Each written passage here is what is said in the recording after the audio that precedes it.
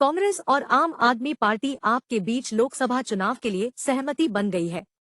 विपक्षी दलों के गठबंधन इंडिया में शामिल दोनों दलों के बीच देश के 4 राज्यों में सीट बंटवारे के लिए तनातनी चल रही थी, जो अब सुलझ गई है। आज दिल्ली में दोनों दलों ने संयुक्त प्रेस कॉन्फ्रेंस कर सीट शेयरिंग के बारे में जानकारी दी। दिल्ली में आप 4 सीटों पर चुनाव लड़ेगी, जबकि कांग्रेस 3 सीटों पर अपने उम्मीदवार उतारेगी।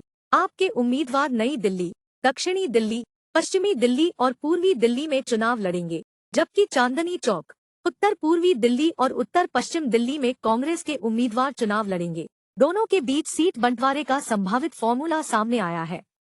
जिन राज्यों का जिक्र हो रहा है उसमें दिल्ली, हरियाणा, गोवा और गुजरात शामिल है। इन 4 राज्यों में कुल मिलाकर 45 लोकसभा सीटें हैं। दिल्ली में लोकसभा की 7 सीटें हैं। कांग्रेस महासचिव और सांसद मुकुल वासनिक ने कहा कि आप लोकसभा की 4 सीटों नई दिल्ली, पश्चिमी दिल्ली, दक्षिणी दिल्ली और पूर्वी दिल्ली पर चुनाव लड़ेगी, जबकि कांग्रेस चांदनी चौक, उत्तर पूर्व और उत्तर पश्चिम की सीटों पर चुनाव लड़ेगी। गुजरात कांग्रेस और आप ने आगामी लोकसभा चुनाव 2024 के लिए गुजरात की 26 लोकसभा सीट पर भी सहमति बना ली है। मुकुल वासनिक ने बताया कि गुजरात में कांग्रेस 24 सीटों पर चुनाव लड़ेगी, जबकि 2 सीटों भरूच और भावनगर पर आपके उम्मीदवार होंगे।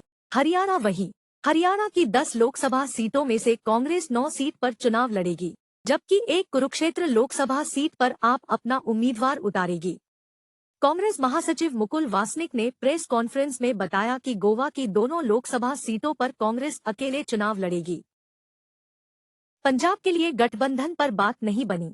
कांग्रेस और आम आदमी पार्टी वहां पर अलग अलग चुनाव लड़ेंगी। पंजाब की 13 लोकसभा सीटों पर अकेले चुनाव लड़ने के मूड में है।